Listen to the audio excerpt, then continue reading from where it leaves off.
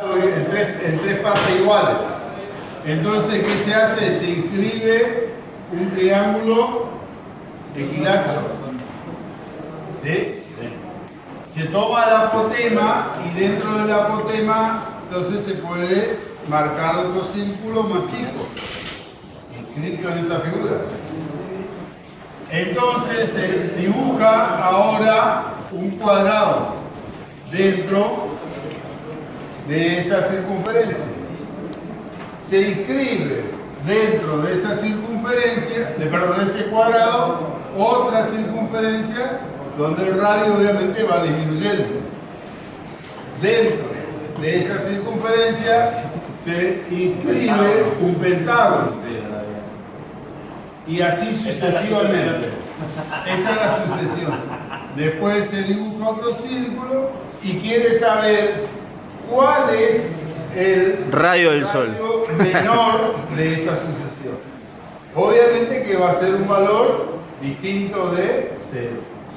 O sea, calcular el límite cuando esa epsilon tienda a 0, ¿no es cierto?, el radio tienda a 0, ¿no es cierto?, de esa sucesión a la cual, ¿no es cierto?, ustedes lo tienen que calcular. Eso es tarea para el hogar, tarea de Ligero Flores, no tiene nada que ver con lo que sería la parte de física.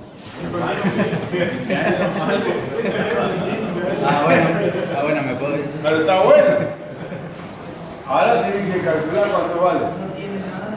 Bueno, y el flaco está más plano para que me conecte el project. No, ahí está, tenés que. ¿Qué? No, ya está conectado, pero necesito a alguien que le meta el dedo al. Yo le metí el dedo hoy. Bueno.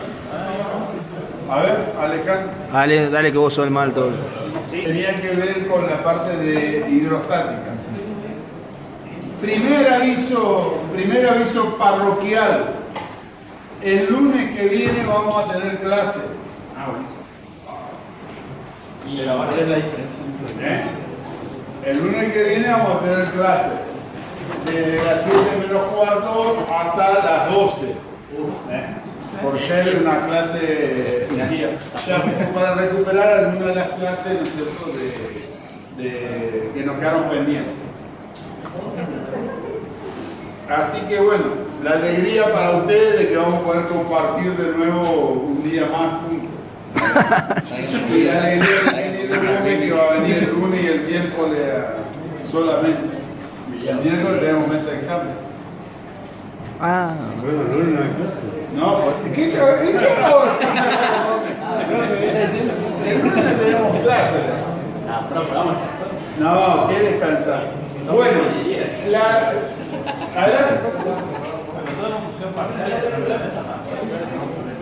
acá como flujo laminar, tubo cilíndrico, ecuación de la continuidad, ecuación de Bernoulli, que un poco el grueso está en estas dos ecuaciones, que es donde vamos a pasar a resolver un poquito todo el sistema.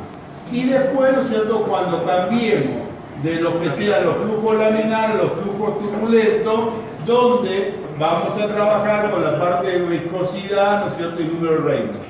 Si ven acá esta ley de Poiseuille, yo la he marcado en rojo porque la estoy por sacar. Porque en realidad, ¿no es cierto?, no tiene sentido que tengamos acá porque tiene que ver más para la parte de cálculos de cañería, ¿no es cierto?, y que van a través de fluido. Entonces no tiene mucho sentido que tengamos. Tiene mucho más sentido a lo mejor a los de ingeniería química que lo vean, ¿no es cierto?, cuando trabajan, que inclusive después lo pueden profundizar una vez que conocen bien los conceptos. Bueno, arrancamos. La parte entonces dinámica de los fluidos analiza los fluidos en movimiento. Hasta acá habíamos visto la semana pasada la parte de hidrostática. Ahora vamos a analizar los fluidos en movimiento.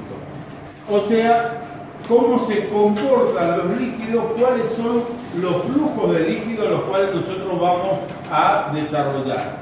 O sea, los fluidos son o es un medio que es continuo. O sea, nosotros vamos a analizar, supónganse, agua, aceite o lo que sea circulando a través de cañería. no necesariamente tiene que ser un fluido confinado, pero ¿no es cierto? Son los que normalmente se van a desarrollar como elementos básicos. Dentro de la dinámica de los fluidos, digamos, que nosotros vamos a ver, tendremos que los principios de la física que vamos a recuperar son la parte de conservación de la materia, las leyes de Newton que nos permiten recopilar, ¿no es cierto?, o aplicarla hacia lo que sería la parte, ¿no es cierto?, de los fluidos en movimiento. O sea, nosotros ya algo habíamos visto cuando trabajamos con la parte de hidrostática, pero vamos a seguir viendo que lo que nos interesa analizar son esas aplicaciones. Entonces, un fluido es una sustancia o medio continuo que se deforma continuamente a lo largo del tiempo. ¿Qué quiere decir esto? Que no tiene una forma predeterminada. Ya habíamos visto que el fluido justamente no tenía, va tomando la forma de lo que sería el recipiente que los contenía. Ahora ese fluido ya no va a estar quieto, sino que se va a estar moviendo. Ante la aplicación de una solicitación o tensión tangencial que hace justamente que esas capas se muevan una respecto a la otra, sin necesidad de saber qué magnitud, porque como no tiene cohesión, o sea, no tiene unión entre las capas, entonces por más que sea muy pequeña, se va a producir, ¿no es cierto?, esa fuerza y ese desplazamiento dentro de lo que sería estas capas. Entonces, todos los fluidos son comprensibles en cierto grado. Cuando hablamos de comprensibles, está mal puesto, es compresibles. No tiene que aparecer la N, porque habla de compresible. Comprensible soy yo con ustedes para corregirle en los parciales, por ejemplo. Pero en realidad el fluido es compresible, en cierto grado. Sin embargo, los líquidos son mucho menos que los gases. O sea, porque el fluido es un líquido o es un gas. Ambos son fluidos. Nosotros particularmente vamos a trabajar con los líquidos que son los que son menos compresibles. ¿Sí? ¿Está? Claro, esto no es que yo me equivoqué, lo puse a propósito, una estrategia didáctica. Mentira, ¿queda bien o no? El video. Bueno, entonces, tienen viscosidad, que es la resistencia que presenta un fluido a ser movido por una fuerza. Esto es una lámina general con respecto, ¿no es cierto?, a lo que vamos a ver o lo que vamos a realizar desde el punto de vista del movimiento. Entonces, ¿qué es lo que tiene? Seguramente tiene viscosidad también nuestro sistema. Ahora, esa viscosidad, ¿no es cierto?, no siempre la vamos a analizar. O sea, como ya les dije, o nos anticipamos, nosotros vamos a trabajar de dos regímenes, uno laminar y uno turbulento, donde aparece la viscosidad generalmente es en aquel que va a ser tipo turbulento.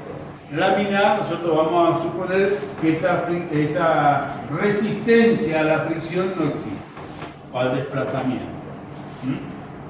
Esto fue un trabajo superfluo que estuve haciendo toda. Entonces acá tenemos 5 partículas y vamos viendo cómo es el desplazamiento de lo que sería, ¿no es cierto?, un flujo laminar.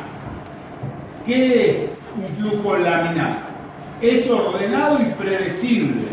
O sea, ¿qué quiere decir? Que si yo tengo esta partícula que se mueve acá, en este otro instante se seguirá moviendo así, se seguirá moviendo así y siempre va a mantener.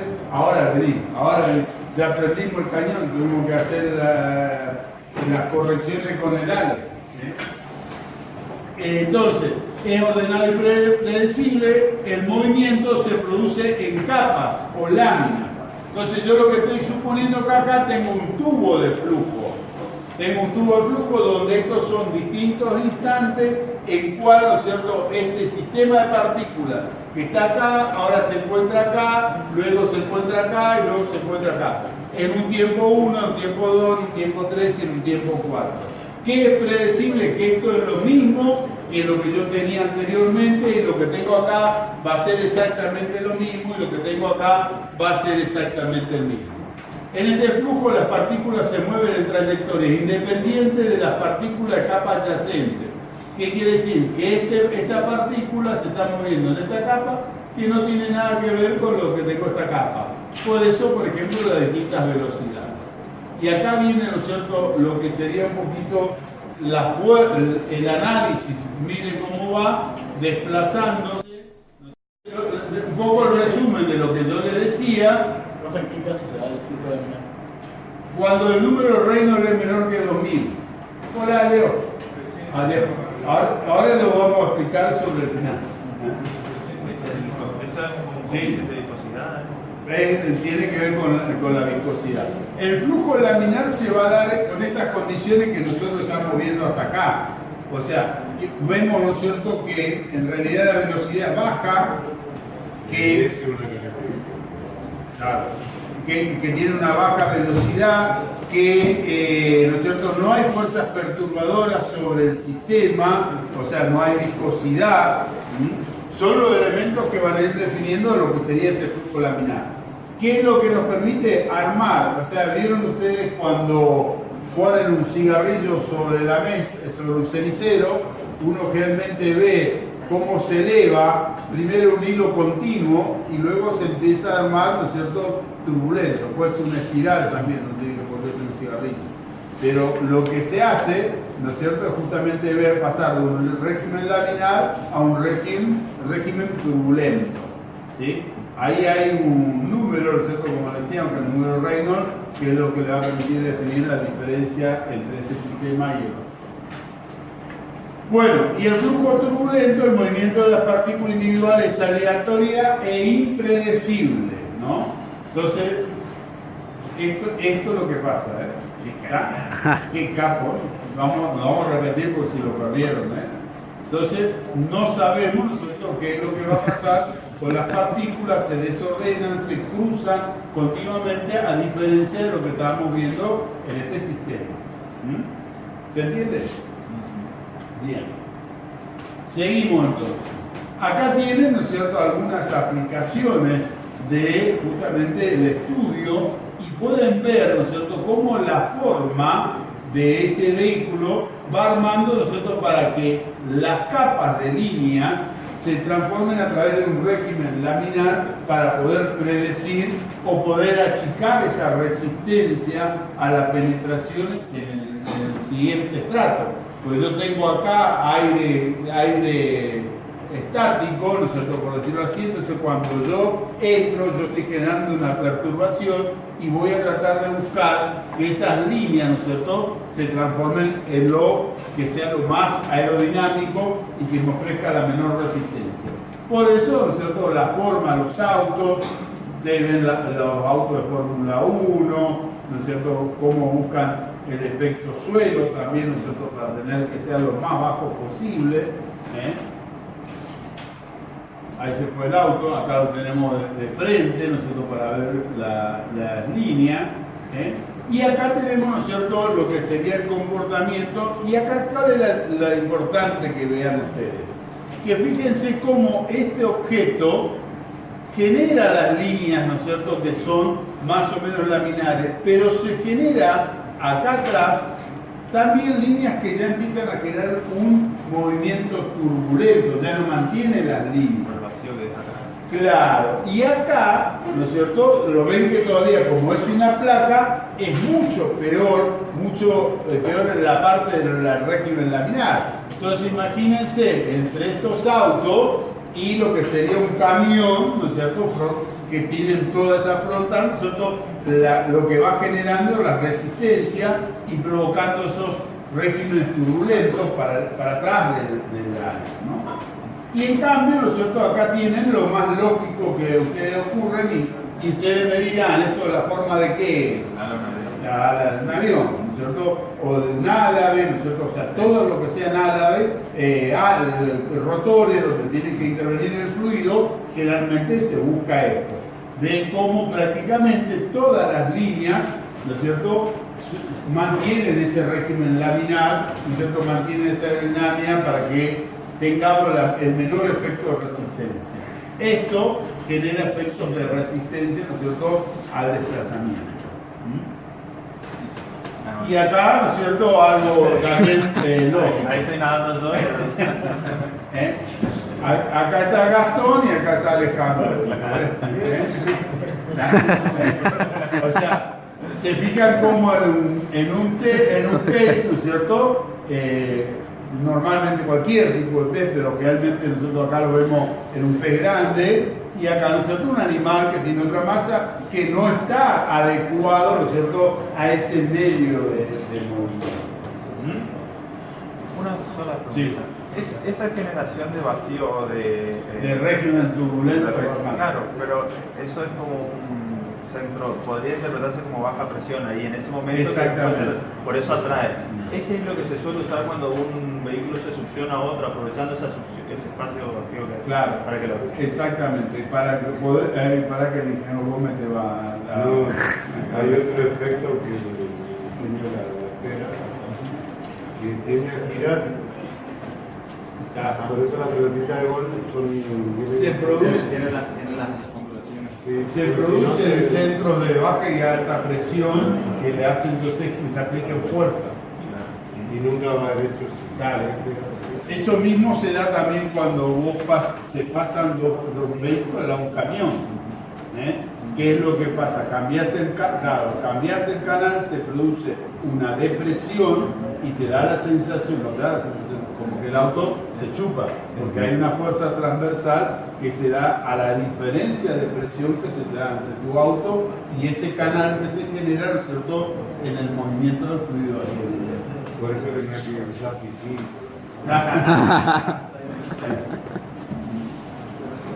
Bueno, estamos. Sí. Cuanto más rápido sea, digamos, ¿no es cierto?, va a depender un poquito de la masa del otro vehículo que vos tengas también. O sea, no es un camión que otro vehículo. Claro, pero por ejemplo, las personitas, mientras más rápido va, menos turbulencia genera. Más se desvía. Sí, porque te va tirando más rápido. Digamos, esa diferencia de presión se hace mayor. Ahora lo vamos a ver o lo vamos a entender un poquito más cuando veamos la parte de Bernoulli. O sea, porque ahí vemos un juego del trabajo de la variación de presión con las otras energías, que sería la energía cinética. Bueno, vení cuando quiera nomás. La energía cinética y la energía potencial gravitacional. Apareció. Buenas noches. Es que sabe lo que está haciendo. Bueno, entonces, lo que nosotros vamos a trabajar acá es la idea de un modelo con el flujo ideal.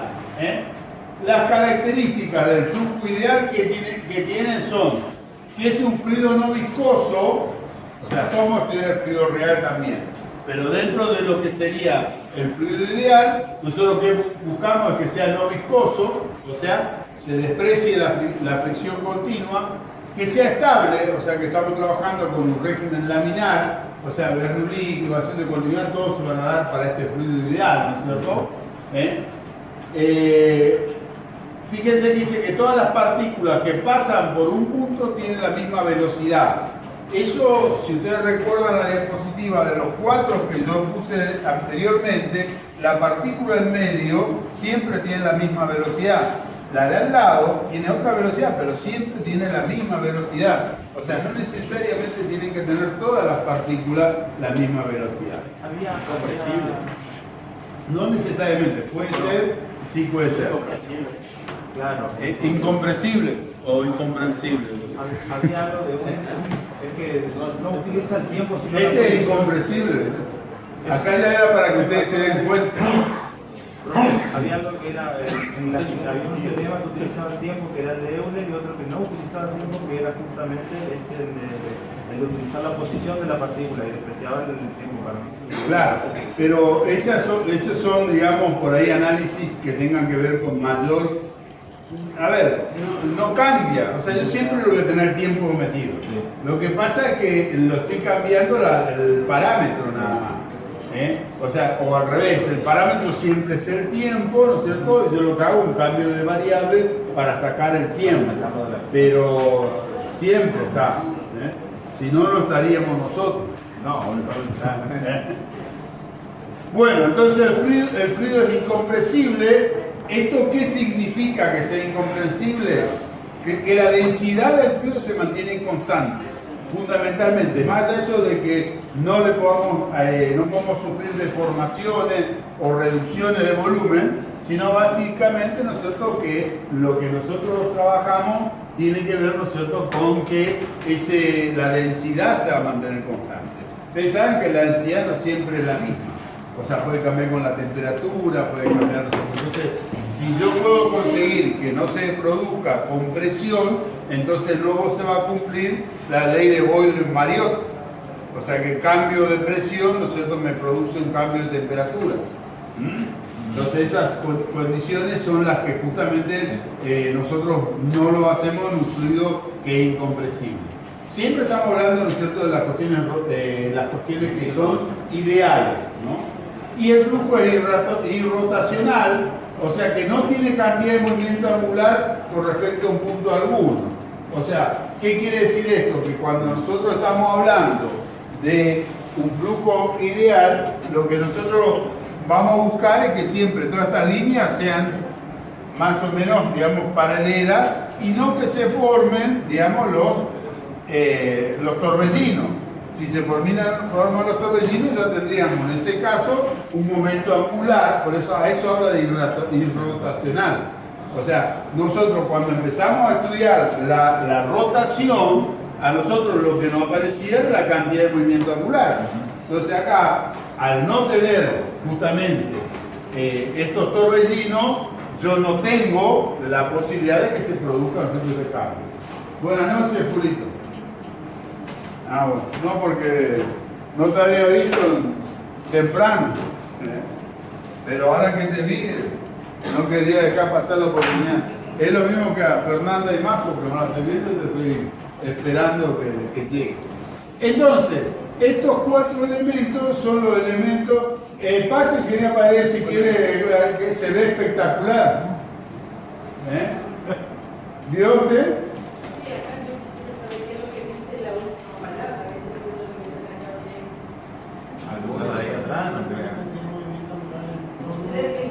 Escuchá, te está leyendo Julito. El flujo rotacional no tiene cantidad de movimiento angular en un. Sí, pero está leyendo de su apunte, ¿no? No está leyendo si no bajó todavía el apunte. ¿Usted lo lee, ingeniera Paredes? Por eso me siento. Voy a hacer letras más grandes para el año que viene. ¿Se ve bien o no, ingeniera Paredes? Bueno, pero ellos se sientan acá y tampoco leen, No, pero no lo manda hacia el frente. Bueno, y acá tienen, ¿no es cierto?, lo que nosotros vamos a trabajar como lo que sería el flujo de un fluido ideal. ¿Qué es el flujo? Sería este canal, este caño, pero en realidad no es un caño, yo quiero que lo entiendan, no es un tubo, ¿no es cierto?, sino que son simplemente líneas de flujo que se desplazan en formas paralelas sin interceptarse entre una y en otra. Entonces, este flujo, ¿no es cierto?, nosotros vemos que acá no tienen fricciones internas. Todo este conjunto de líneas de flujo me da lo que se llama un tubo de flujo, que tendrá una sección A acá y puede tener una sección A1 o lo que sea del otro lado, que este flujo es estable, ¿no es cierto?, ninguna partícula se está cruzando con la otra, que la densidad se está permaneciendo constante a lo largo de todo este tubo de flujo que estamos analizando, y no vemos ningún efecto de vórtice, como decíamos recién anteriormente. Esto, cuando nosotros hablamos y cuando hablemos de forma continua, siempre va a ser lo mismo. Y vuelvo a insistir, no lo relacionen a que tiene que haber alguien que contenga esto. Esto puede ser todo un río y yo puedo analizar una sección en la cual de repente puedo suponer que tengo un tubo de flujo en el cual el comportamiento de las líneas de corriente por la velocidad y en la viscosidad que llevan hace que el tema sea laminar o que se cumplan justamente estos 4 elementos a los cuales hacemos referencia. En otras secciones no lo podría hacer necesariamente. Entonces, una línea de corriente es la trayectoria que toma una partícula del fluido en un flujo estable. O sea, una línea de corriente sería esta línea que estamos analizando acá. Otra línea de corriente sería esta otra que estamos trabajando acá. Es lo que normalmente también se llaman como línea de flujo. O sea, la trayectoria de una partícula. Claro, exactamente. O sea, es el seguimiento de una serie de partículas las cuales no se intersectan entre sí, cada una va a respetar, ¿no es cierto?, el orden al cual nosotros estamos haciendo. Exactamente. Y el tubo de flujo sería el conjunto de líneas, ¿no es cierto?, de corriente en un flujo estable. O sea, esto sería, ¿no es cierto?, lo que sería ese tubo de flujo al cual hacemos referencia. ¿Estamos? Bien. Seguimos entonces. Acá me maté con el dibujo este. Un escape. Ah, fíjense lo que es el tiempo que me tardó para llevar. Pero, pero fíjense cómo no se mezclaron, ¿no es cierto?, las líneas. O sea, esto sería la parte de un tubo de flujo.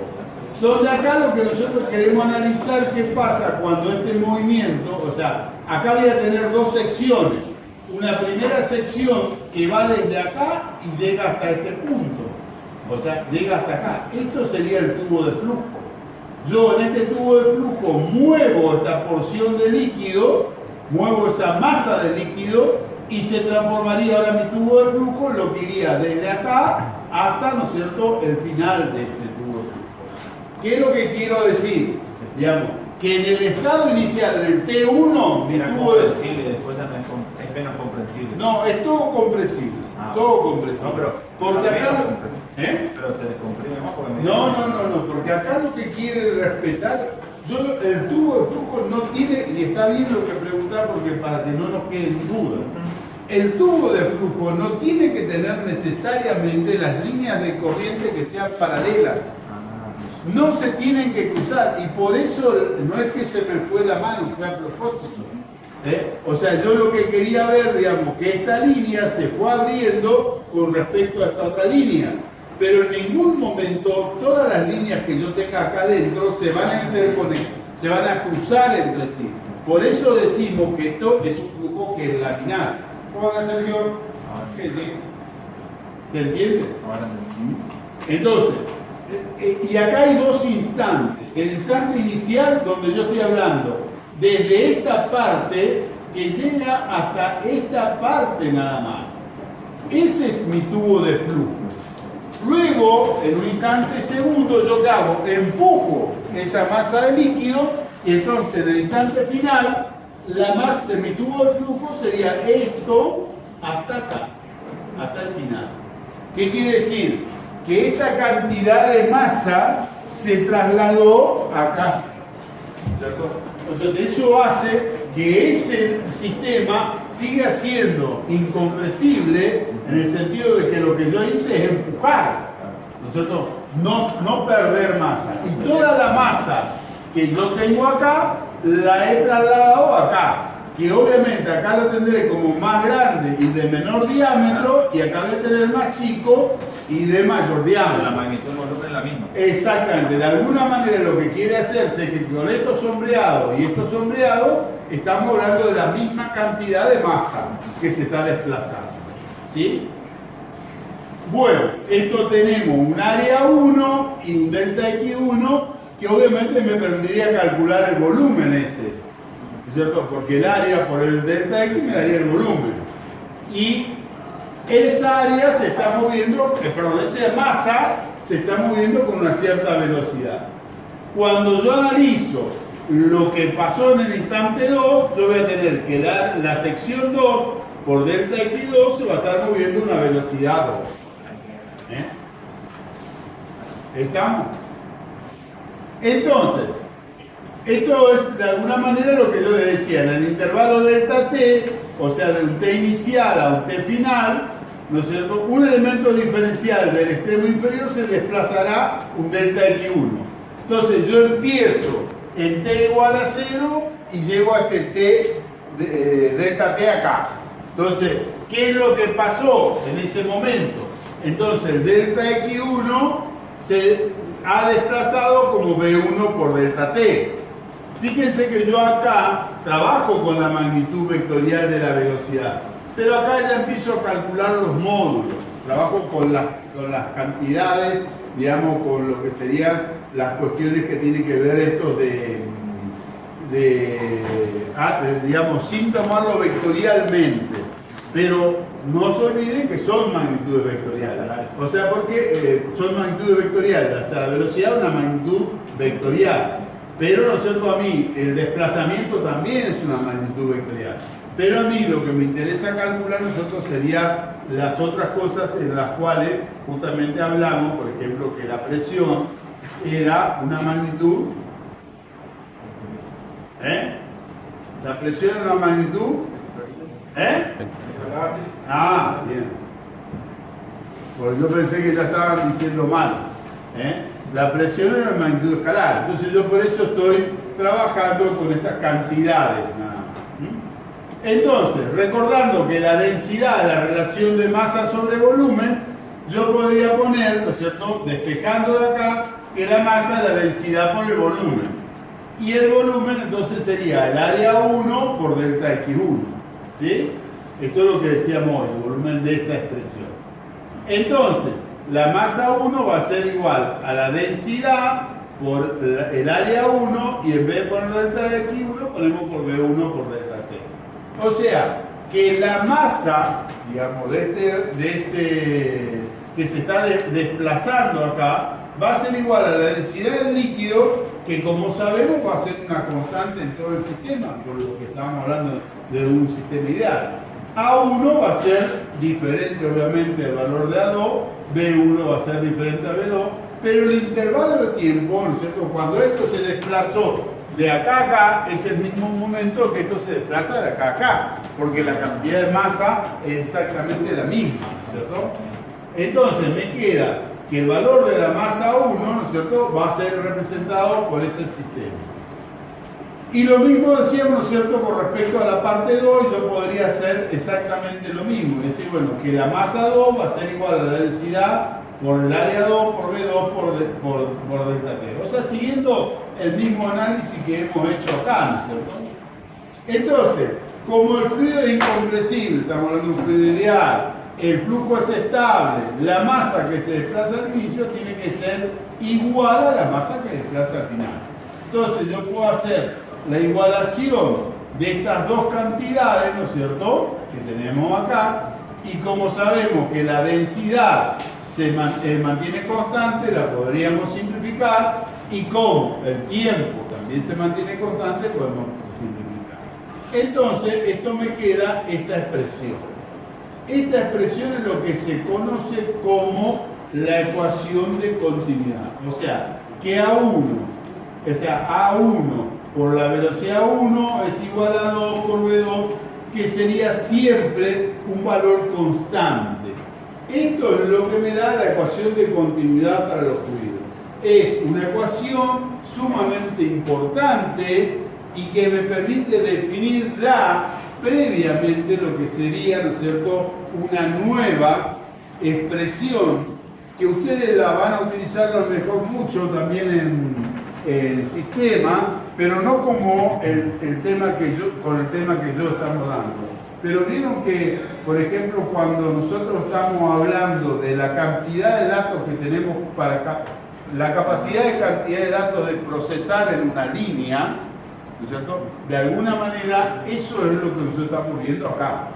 O sea, ¿cuál sería en el área que yo tengo de esa línea la velocidad que le puedo imprimir a los datos que estaría llevando? Entonces eso es lo que se conoce como caudal.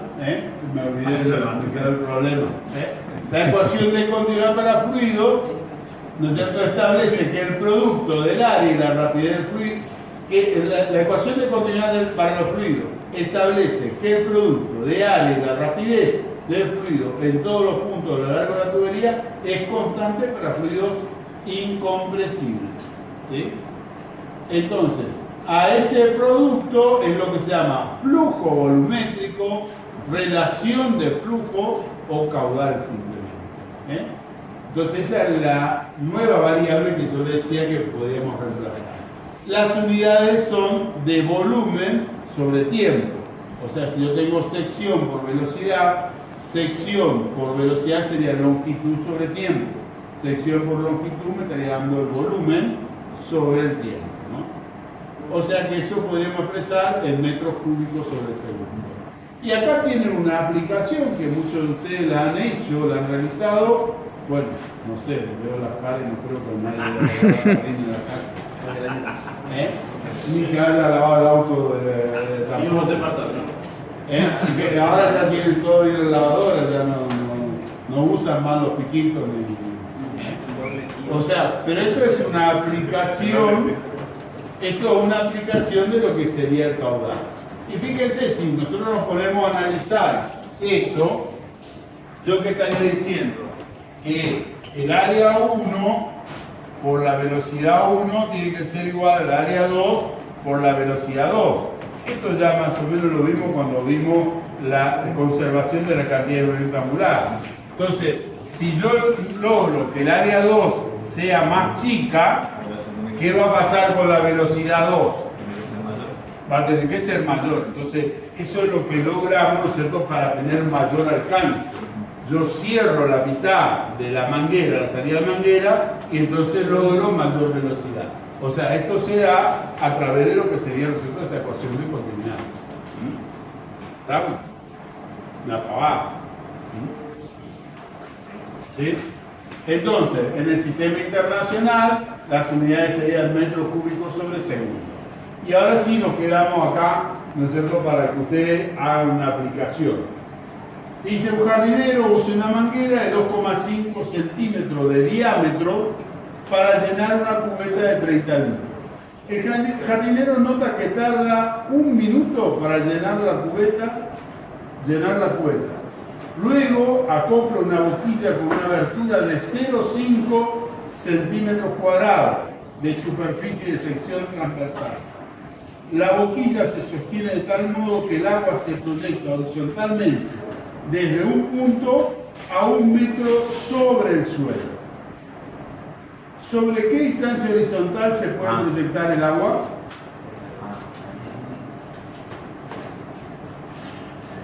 Una pavada. Esto es tiro oblicuo. Lo único seguro es que tarda lo mismo. Claro. Esto es tiro oblicuo. Yo solamente tengo una aplicación de la ecuación de continuidad para hacer una comparación de qué pasa con esta sección con respecto a esta otra sección. ¿Y qué es lo que me va a dar eso? Una velocidad de salida. Entonces, después que yo tenga esa velocidad de salida, me dice, ¿no es cierto?, se sostiene el agua que se proyecta desde un punto a 1 metro sobre el suelo. Entonces, para ver, ¿no es cierto?, cómo yo llego a esta posición de 1 metro sobre el suelo. Obviamente la velocidad puede estar saliendo de acá, ¿no es cierto?, puede estar saliendo, no dice nada, ¿no? O podría estar saliendo de abajo, ¿no es cierto?, pero se proyecta horizontalmente, lo decía. Horizontal. Sí, creo que decía en algún lado. Luego se acopla la boquilla se que se proyecta horizontalmente. Eso es vertical. Bueno, sí, horizontal así. Es que no, tiene que ser horizontal. o sea que si es horizontal, claro, y esto sobre el suelo es porque está parado arriba, está 1 metro arriba. Claro, o puesta así. Claro, sí, también. Claro, pues no hay ángulo. No hay ángulo. ¿Estamos? Eso le dejo para que ustedes resuelvan ahora cuando seguimos trabajando o ahora vamos a trabajar. Pero este es básicamente un problema de tiro oblicuo o tiro horizontal, y en el cual, ¿no es cierto?, yo tengo para el principio la aplicación de la ecuación de continuidad. ¿Para qué? Simplemente para calcular lo que sería la velocidad de salida de la boquilla. Nada más. Después además vas a hacer un movimiento, ¿no es cierto?, o un problema de tiro horizontal. ¿Está? Bueno, seguimos. Entonces, hasta acá llegamos a un concepto que es importante, que definimos como caudal, que es área por volumen, área por velocidad, área por velocidad, que a su vez esto me dice que me da la ecuación de continuidad. A2 por B2, esto se mantiene constante. Entonces, esto es una constante, ¿no es cierto?, en un sistema de fluido incompresible con régimen laminar, ¿no es cierto?, todas las condiciones finales. Entonces, esta primera conclusión son elementos que son importantes porque es lo que me va a permitir determinar la segunda ecuación, que sería la ecuación de Bernoulli. Entre lo que sería la parte de continuidad y ecuación de Bernoulli, ustedes van a resolver todos los problemas de hidrodinámica, donde tenemos el fluido en movimiento continuo. ¿Sí? Bien, tenemos el mismo caso, el mismo problema, o sea, el mismo tubo, el mismo dibujo, todo lo mismo, pero con la particularidad que ahora lo tomamos con un sistema de referencia, que me está dando también la posición en la que se encuentra cada uno, ¿no es cierto?, de estos centros. Entonces, si yo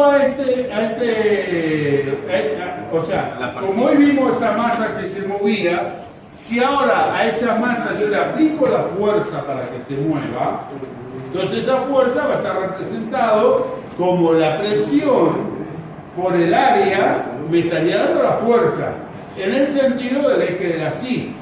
¿Sí? ¿Se entiende? O sea, yo de alguna manera lo que estoy haciendo es ejercer una presión para que esto se mueva. Si estoy ejerciendo una presión, estoy ejerciendo una fuerza, ¿qué es lo que va a pasar cuando esto se desplaza?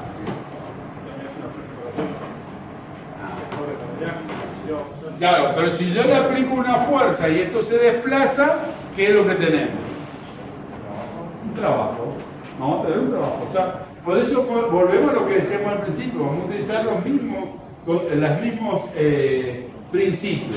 Hablamos del principio de conservación de masa, que lo que vimos en el ítem de la ecuación de continuidad, y ahora para Bernoulli vamos a trabajar con las leyes de Newton.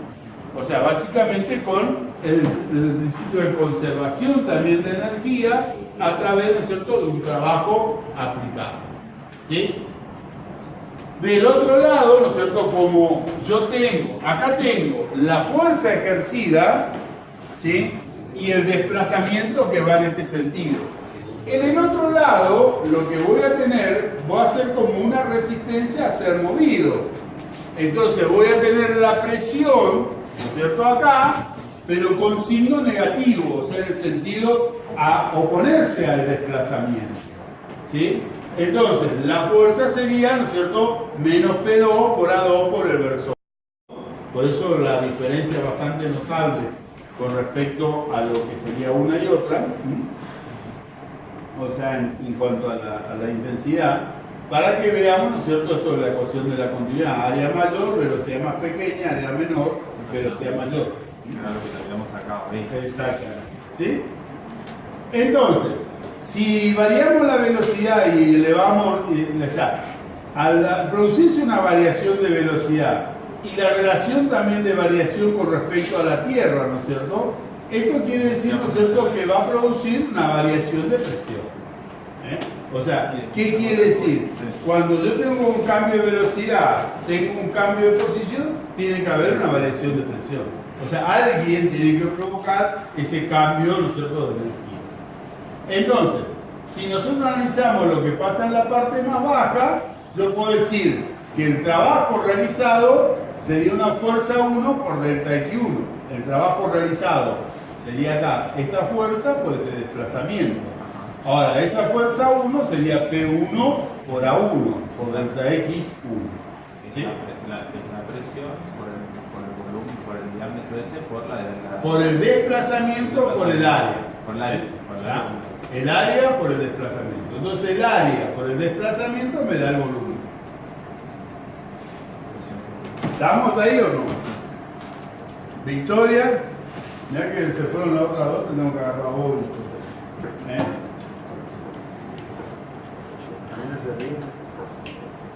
¿Se ríe, no? Se ríe. Ah, se ríe. ¿Qué se ríe? Tiene que rendir, creo que se Ingeniero. Parodi. Parodi. Ahí está Parodi. Parodi era que nunca hizo la fin de tema. Ahí está. Hay que hablar con el ingeniero Duarte. Ah, con el ingeniero Duarte tenés que hablar. Él es el ogro. El ingeniero Duarte. Está perdiendo la raza. Bueno, estamos hasta ahí. Entonces yo quiero decir que el trabajo realizado para hacer este desplazamiento, en definitiva, va a ser la presión por el volumen desplazado, ¿sí? O por el volumen que yo estoy analizando. Donde B sería el volumen de la porción 1.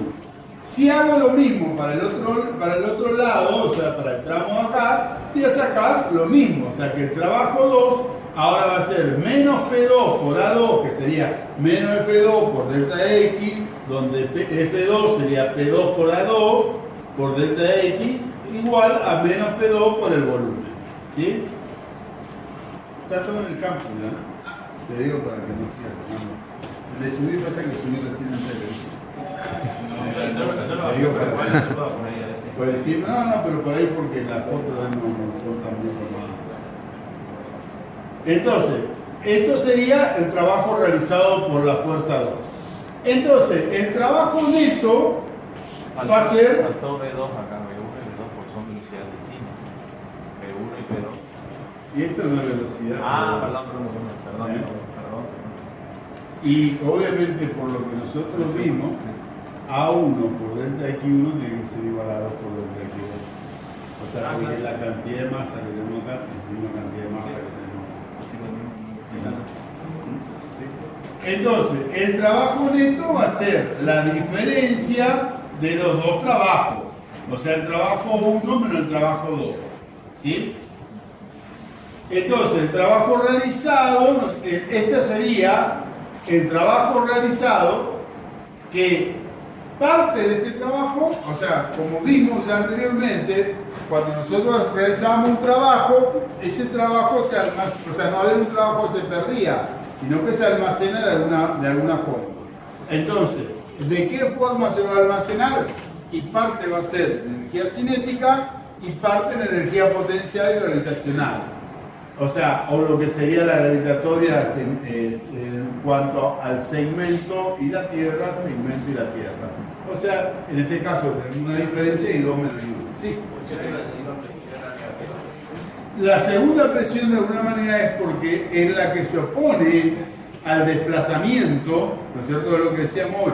Yo de alguna manera esto se va a desplazar y es como que yo voy a poner una resistencia. Voy a tratar de que no se desplace.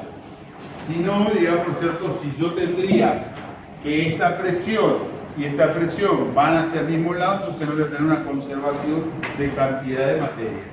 O sea, el equilibrio entre ambas presiones va a hacer que se pueda desplazar O sea que esa segunda presión está a lo largo de todo el recorrido, no solo en el final. Claro, nosotros lo estamos haciendo como que, de nuevo y para recordar, el tubo de flujo es de acá hasta acá nada más. El segundo tubo de flujo, el instante posterior, es de acá hasta el final. Entonces, ¿qué pasa en ese intervalo? En ese intervalo yo tengo una presión que se está ejerciendo acá y una presión que se está ejerciendo de este lado. ¿Yo qué hago? No analizo en todo el flujo porque de alguna manera esta parte del flujo es como que está estable. O sea, como que no se mueve. O sea, ya sabemos que sí, pero que no sufre las alteraciones.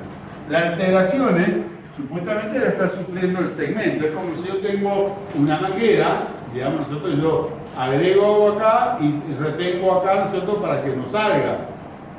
Entonces, de alguna manera estoy logrando ese equilibrio o voy poniendo la mano para que salga lo que yo quiero que salga. Entonces, como que todo el segmento es intermedio, como que no tiene variación. Yo estoy analizando entre el principio y el final de ese segmento. Pero obviamente esa variación hace, ¿no es cierto?, que todo esto se mantenga con ese flujo láminar. Sí, Pregunta, si yo por ejemplo, si yo no calculara esa presión que va en sentido opuesto, yo lo que tendría en este lado es una fuerza de claro, exactamente. Yo voy a tener un trabajo, ¿no es cierto?, que me va a provocado por esa fuerza y me va a hacer seguramente salir las líneas de flujo que son constantes. Entonces acá hay como una compensación, digamos, ¿no es cierto?, eso para que se mantengan esos. Por ahí a lo mejor a lo sumo yo lo que puedo tener son presiones atmosféricas y que son las presiones. Bien. Estamos hasta acá entonces. Lo importante acá es que el trabajo entonces entregado está dado, ¿no es cierto?, por esta expresión. Y obviamente, ¿no es cierto?, acá les paso rápido porque en realidad hice lo mismo, nada más que para poder seguir viendo nada más el sistema.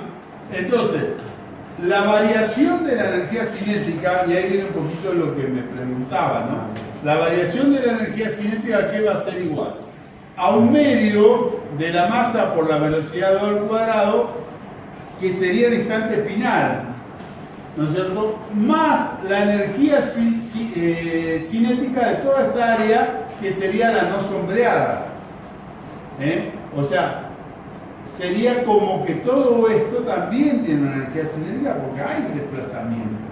No es que digamos, desaparece eso.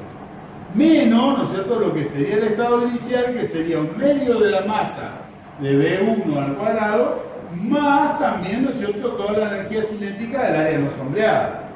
Entonces, cuando yo haga esta diferencia, se van a cancelar estos dos elementos y me va a quedar solamente como la diferencia de la energía cinética de un medio de la masa por la velocidad 2 al cuadrado menos un medio de la masa 2 por la velocidad 1 al cuadrado. Fíjense que acá hablamos de la variación de energía cinética y del otro lado hablamos del trabajo neto realizado. Por eso decíamos el trabajo de esto menos esto.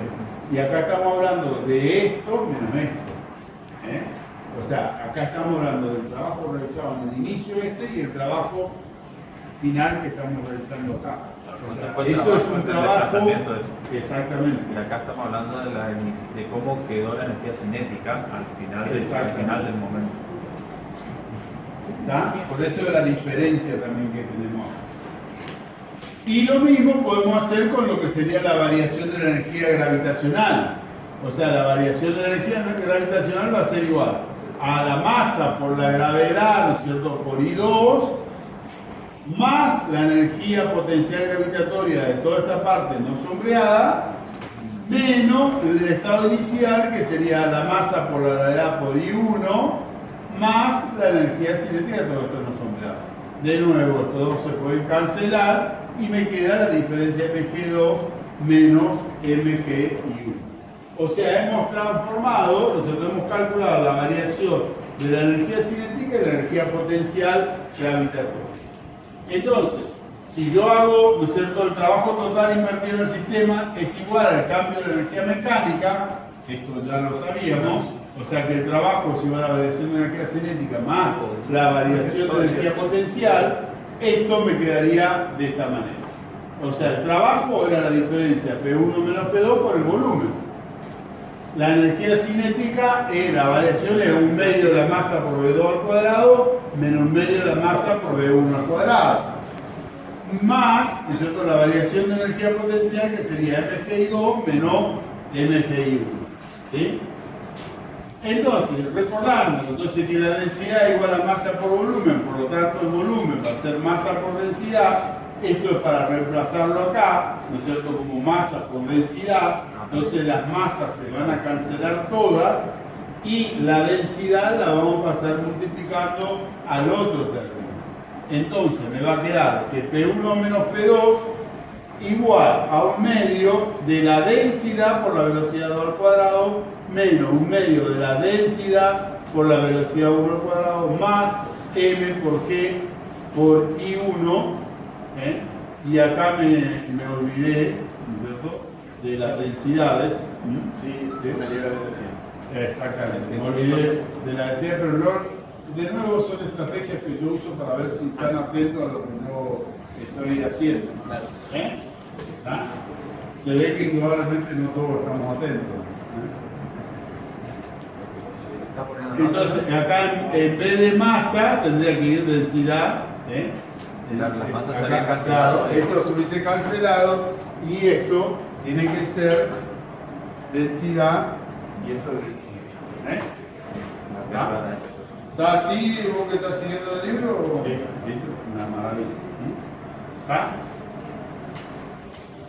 Entonces, ahora me van a quedar ahí la densidad, pero acá ya es corregido. Entonces, me queda, si ordenamos la expresión anterior, me queda P1, todo lo 1, los subíndices 1 los ponemos a este lado, y los que estaban acá estaban todos en negativo, entonces me queda un medio, la densidad por B de densidad 1 al cuadrado, más la densidad por G por I.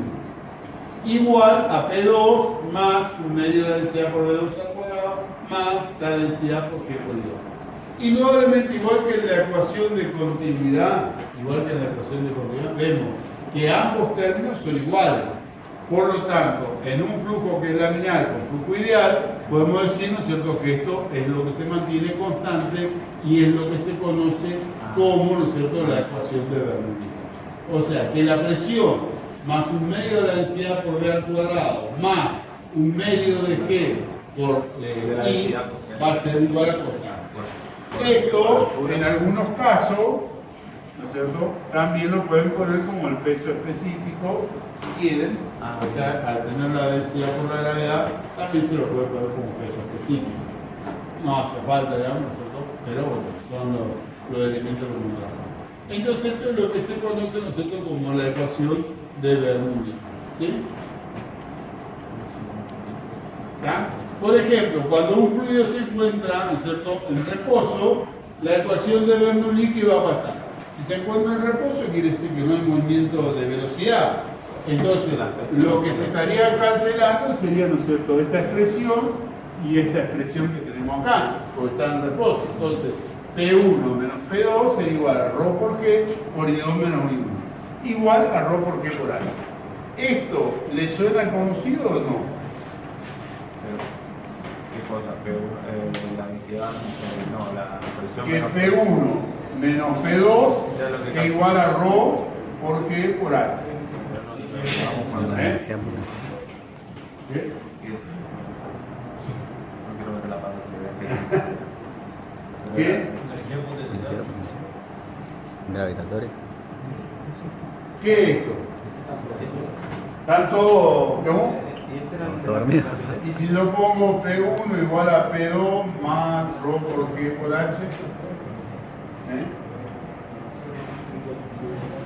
y si pongo P igual a P atmosférica más ρ por G por H, esto no es lo que ya vimos en la parte de hidrostática, cuando determinamos la presión en función de la profundidad. ¿Y qué es lo que me decía la hidrostática? Que trabajamos con qué. ¿Con qué trabajábamos en la hidrostática? No estudien tanto porque se notan los resultados de los parciales de ingeniero Duarte. Me parece que están bien corregidos por lo que estoy escuchando.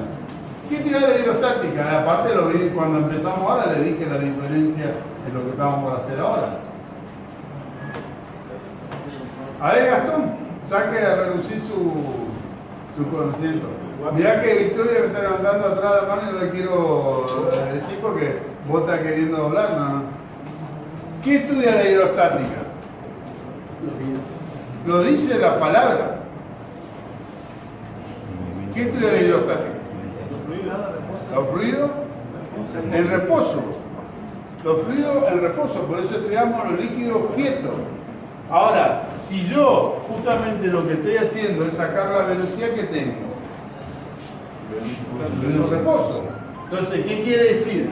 Que indudablemente lo que yo estoy haciendo estoy viendo que la ecuación de Bernoulli en su caso particular también me sirve, ¿no es cierto?, para lo que sería la hidrostática, que no cuando yo no tengo los líquidos en movimiento, sino no tengo el reposo. Sí. Profe, el año pasado, ahora en el último examen se había tomado ese caso donde estaba un tanque que tenía un pequeño beneficio en el fondo. Que eso se aplicaba a esto. Claro. Ahora ya va a aparecer, también así que no lo perdé de vista. Pero sería tranquilamente justamente esa diferencia que nosotros tenemos. Porque yo puedo aplicar la ecuación de Bernoulli, digamos, con el fluido en reposo o no. Porque el tema es, digamos, cómo yo lo considero al estanque, ¿no es cierto? Y qué es lo que está pasando cuando el líquido viene en movimiento. Cuando esa altura hace, ¿no es cierto?, que tenga la pérdida Por de el velocidad. lanzamiento estaba todo en reposo, solo que venía algo, hacía el agujero y aquí empezaba a Claro. Hay un movimiento. Ya me fallaron la animación en los niveles. Entonces, el tubo de Venturi. El tubo de Venturi es una aplicación particular de lo que sería, ¿no es cierto?, justamente la ecuación de Bernoulli con lo que sería, ¿no es cierto?, aparte de Bernoulli, lo que sería la ecuación de continuidad. De hecho, la ecuación de continuidad ya la tenemos acá por falta de animación. Entonces, ¿qué es un Venturi? Es esto que tenemos acá. ¿Qué es lo que me da este Venturi? Me sirve, primero tenemos que saber que estamos hablando de un flujo, digamos, de un tubo de flujo, ¿no es cierto?, en el cual se produce un estrechamiento de área. O sea, no hay un valor de A1 y un valor de A2. Tubo Venturi ustedes lo conocen. Ustedes tienen que haberlo visto en algún momento el tubo Venturi seguro. A ver, quiero ejemplos del tubo Venturi. para flujo continuo, ¿no? Para flujo continuo, ¿no? Para flujos continuos, o sea, flujos ideales, ¿no es cierto? O sea, que cumplen todas las condiciones que nosotros estamos trabajando. Qué loco también. Normalmente son para medir velocidades. Eso es lo que normalmente se utiliza. Pero sirven, digamos, por ejemplo, para cuando tenemos los rociadores, para producir, ¿no es cierto?, un cambio de velocidades. Hay varias situaciones, ¿no es cierto?, que se dan, digamos, en cada uno de los distintos casos en que nosotros tenemos planteado, ¿sí?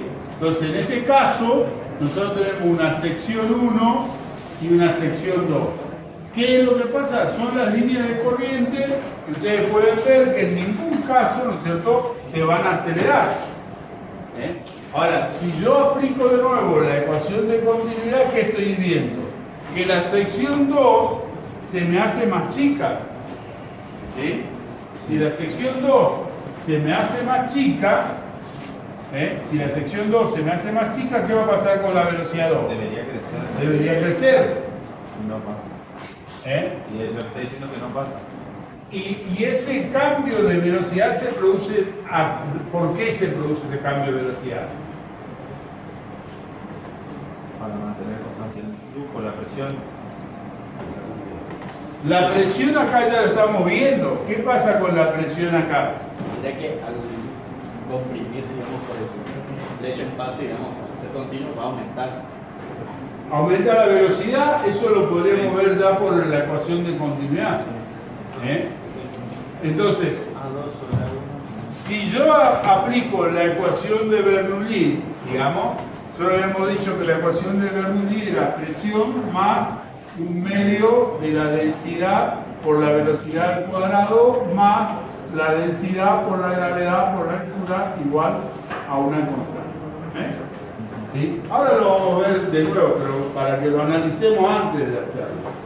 Entonces, ¿qué pasa con H en este tipo de medidor que tenemos acá? Porque tiene el hueco eso, o sea que debería subir el H, ¿no es cierto?, sería un nivel de referencia acá y yo analizo este valor y analizo este valor. Pero la altura no se dice. Entonces, yo no tendría variación de altura. Entonces, en realidad, este H yo no lo tendría que considerar acá. No voy a tener variación. O sea, porque la El punto energía... del medio es el mismo punto que... Exactamente. Yo, cada partícula de esta que yo vaya analizando, cualquiera de estas, ¿no es cierto? Acá, ¿no es cierto? Tendría que ver que va a tener ahí sí va a tener una variación. No, pero se compensan las demás arriba con las demás abajo y entonces ¿Qué? termina teniendo como que la partícula central es la partícula que trabaja arriba. Yo tengo acá, ¿no es cierto? Y tengo acá. Entonces, vamos viendo, digamos, ¿no es cierto? Por eso hacemos el análisis generalmente de este valor, ¿no es cierto? En el cual se mantiene constante. En principio no hay... Entonces, yo en realidad lo que tendría que hacer es una variación de presión en función de una variación de velocidad, básicamente para trabajar. Entonces, eso es lo que nosotros vemos, que acá tenemos un delta P que me va a generar un delta B. Eso es lo que se puede ver en el Venturi. ¿Sí? Básicamente que una variación de presión hace, ¿no es cierto?, que yo tenga una variación, o sea, un delta P medido en un manómetro, ¿no es cierto?, me estaría dando justamente, ¿no es cierto?, esa variación de velocidad. Básicamente es el principio de funcionamiento de un Venturi.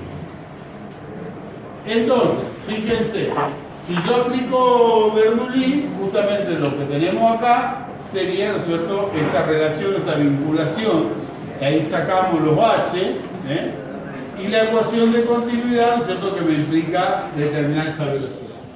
Si yo reemplazo esta ecuación de Bernoulli, reemplazando, yo puedo calcular el valor de la velocidad 2 y vemos que depende fundamentalmente de la variación de presión que yo tenga, ¿cierto?, y de lo que sería la diferencia de las áreas elevado al cuadrado.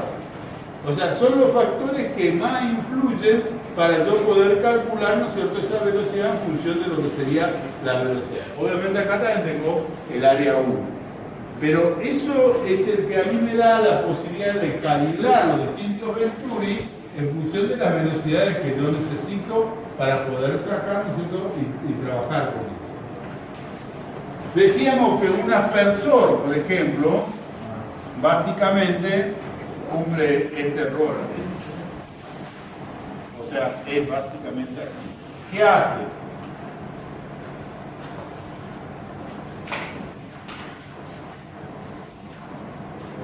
Entonces, básicamente acá yo vengo a una velocidad más o menos constante y acá se incrementa la velocidad. ¿Qué pasa cuando hay un incremento de velocidad?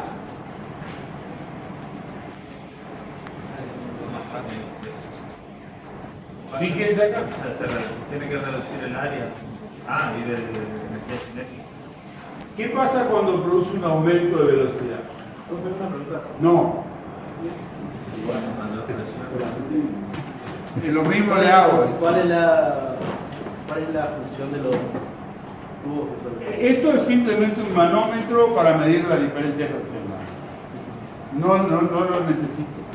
Esto es solo para saber, en función de ese delta P, cuál va a ser el valor de la velocidad. Puedo tener una tabulación, ¿sí?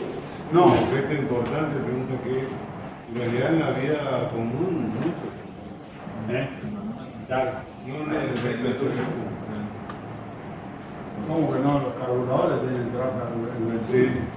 Y el aspersor también es lo mismo. Por eso no hay. Pero la brazanera todavía que funciona. Por eso se cambió la dirección. ¿Qué pasa cuando yo acá incremento la velocidad?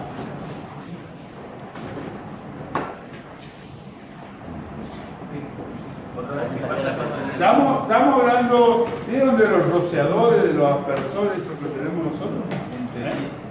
Que acá tiene este y bueno, y acá tiene el recipiente con el líquido. Estaría aumentando la presión en ese. ¿Dónde estaría aumentando? ¿Qué pasa acá? Claro, en El estrechamiento el V2. ¿Qué pasaría acá? reduce el área. Acá yo tengo mayor velocidad. ¿Y qué tengo? No te pregunté a vos. ¿Qué tengo acá? Mayor presión. ¿Mayor presión? Fíjense en acá. Le queda los hombros en la cara. Si esto es constante, Ah, disminuye la presión. Si disminuye la presión acá, y acá se mantiene la presión constante, vamos a hacer después de la presión atmosférica, ¿qué va a pasar? Entonces el fluido va a subir. ¿Sí? Y luego con la velocidad es empujado, ¿no es cierto?, para allá, por esa diferencia de presiones que hay. Ese es el efecto Venturi que se hace. O sea, no es solamente como aforador, sino también para poder hacer, ¿no es cierto?, distintos tipos de se usan velocidad. los pesticidas, También, por ejemplo. Por eso les decía yo, los carburadores, en distintos elementos, ¿no es cierto?, se utilizan estos Venturi justamente con el juego de esto, ¿no es cierto?, que yo al aumentar la velocidad, obviamente la presión tiene que disminuir. Y si en otro lado tengo, ¿no es cierto?, la presión normal, la presión que tenía, yo al disminuir acá, entonces automáticamente me tiene que chupar el líquido. Las hidroarenadoras funcionaban de esa forma. ¿Alguna vez los que tuvieron hidroarenadora, saben lo que es una hidroarenadora o no? Menos mal, porque es un clavo. Es un efecto que también trabaja así con un Venturi, ¿no es cierto?, que se incrementa y también acá tienen, entonces como para no mezclar lo que sería el agua con la arena, entonces lo que hace es chupar, digamos, de acá la arena cuando esto aumenta la presión. Pasa acá a una gran velocidad, disminuye la presión acá y entonces chupa la arena y tira el agua con la arena. Entonces para hacer hidroarenado en vez del arenado. Obviamente si uno hace hidroarenado tiene aplicación en un lado que no es, digamos, siempre igual que el arenado, porque el arenado no produce oxidación en forma inmediata, en cambio la hidroarenado va a producir oxidación porque justamente la propia agua, ¿no es cierto?, le está dando la humedad para producir después el óxido. Bien, entonces estamos. Se me está yendo por los Venturi que va a haber una disminución de presión y se me está escapando. Afuera no hay presión. Voy a tener que aumentar la presión ahí adentro, no sé, para que no salga. Bien, ¿alguna duda? ¿Se entiende? Bien, otro tipo de aplicaciones. La ley de Torricelli. Esto es lo que quería saber vos con respecto a la caída. Fíjense acá la aplicación de la ley de Torricelli. Decirle, porque pegar más fuerte de la sombra que. Fíjense acá, ¿no es cierto?, la aplicación de la ley de Torricelli, lo que decía un poquito recién. Yo acá puedo tener un tanque cerrado y entonces acá lo puedo tener bajo una cierta presión. Entonces por ahí yo puedo trabajar como la presión y la altura, ¿no es cierto?, como variables que tengo para trabajar. Y en este punto, yo las variables a trabajar van a ser la presión, que también podría ser la presión atmosférica, y la velocidad. Pero acá ya no tengo, ¿no es cierto?, un cambio de altura. Entonces, esta presión inicial puede ir modificando con esta altura. Ahora, si yo a este elemento le saco, digamos, ¿no es cierto?, acá la tapa, ¿qué voy a tener acá? La presión atmosférica. Entonces yo tendría la presión atmosférica y ese valor de H, y acá, ¿qué tendría? El valor, ¿no es cierto?, de la presión también, ¿no es cierto?, y el valor de la velocidad. Otro de las aplicaciones son cuando tenemos manómetros a tubo abierto, que hace un poquito básicamente lo que decíamos recién, ¿no es cierto?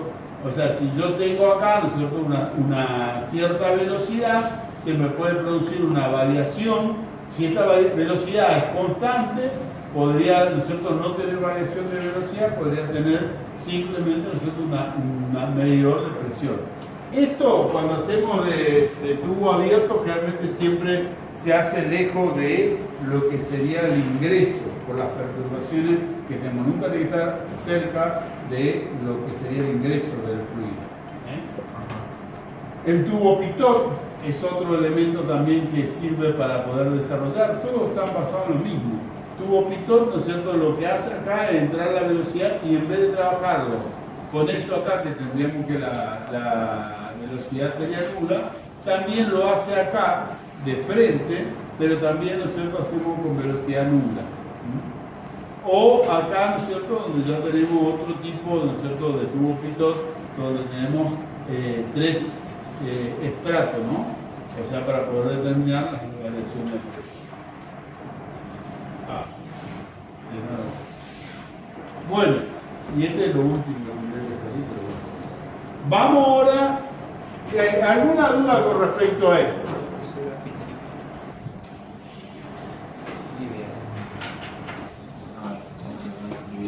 A las aplicaciones.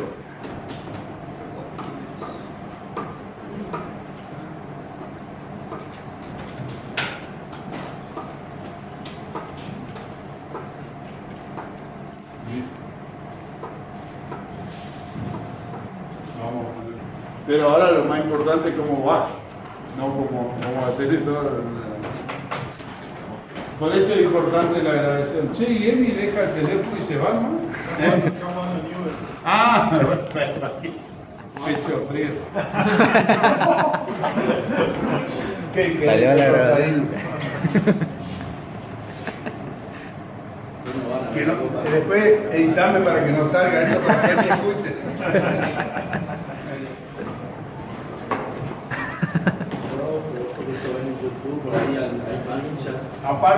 Aparte que en Rosario hay un solo equipo, que es Rosario Central, ¿no? No existe. El otro equipo no existe. Los fluidos reales sería un poquito lo que nos va a dar para cerrar un poquito todo lo que sería esta expresión. Dentro de los fluidos reales tenemos aquellos que se resisten al deslizamiento entre capas.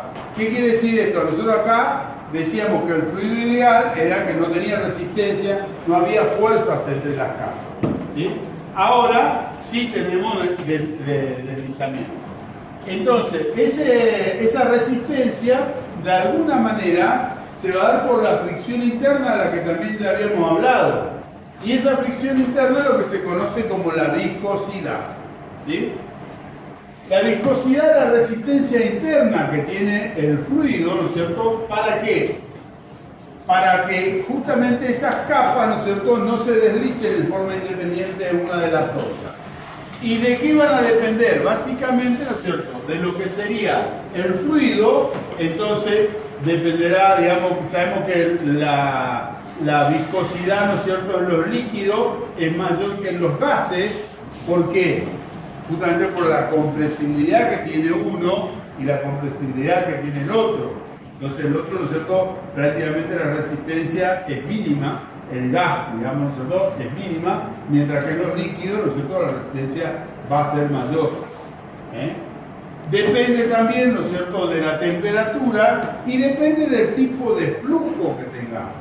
O sea, si el flujo es laminar o si el flujo es turbulento. Y si es laminar el flujo, como ya vimos anteriormente, ¿no es cierto?, son, ¿no es cierto?, aquellas que se siguen desplazando en forma paralela, pero con resistencia interna ahora. No, digamos, en forma ideal, sino que ahora hay resistencia interna entre ellas. Entonces, esto que tenemos acá, donde vemos el movimiento de las distintas capas, y acá abajo tengo una velocidad cero en la capa inferior, y a medida que me voy alejando, la velocidad, ¿no es cierto?, va haciéndose cada vez mayor, ¿sí? Entonces, vemos que esa velocidad varía de 0 a z, ¿no es cierto? Y obviamente, ¿no es cierto?, me va a permitir saber que tengo distintos tipos de fricción. Esto es como si yo dejase fijo una capa y obviamente, ¿no es cierto?, la muevo desde el otro extremo. Y me permite tener este modelo para poder determinar. Se va haciendo así, se van superponiendo y las capas que vienen adelante cada vez. Exactamente. Y ahí sí hay lo que decíamos hoy, que es como la rotación. Exactamente. Ahí podría llegar a producirse la rotación. En este caso todavía no, porque nosotros estamos hablando del flujo laminar. Mientras se permanezca. Exactamente. Si fuese turbulento, sí estaríamos hablando de esta situación. Entonces, esta fuerza que yo apliqué acá para poder analizar esto, depende de la viscosidad, depende del área de las capas que yo estoy analizando, depende de la velocidad y depende de la altura.